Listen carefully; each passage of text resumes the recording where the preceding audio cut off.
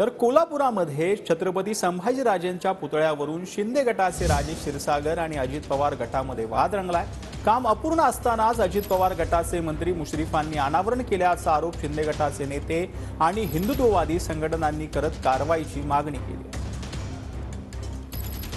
काही लोक कोल्हापूरचे मालक स्वतःला समजतात। मग अशा वेळेला मी सन्माननीय मुख्यमंत्री महोदयांना याविषयी माहिती दिली होती।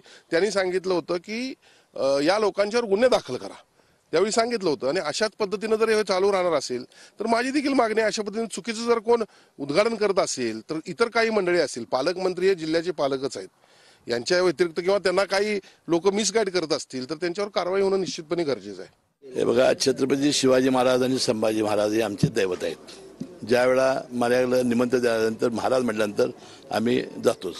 आता वर्तमानपत्र मी वाचलेलं आहे, पण आता एकदा महाराजांचं मी कार्यक्रम स्वीकारलेला आहे आणि महाराजांच्या कार्यक्रमाला मी गेलो नाही संभाजी महाराजांच्या, तर अनेक गैरसमज तयार होतील। आता महाराजांसाठी काय आमच्यावर शिक्षा होईल ते होईल, तर आम्ही जाणार आहोत लोकार्पण कार्यक्रमाला।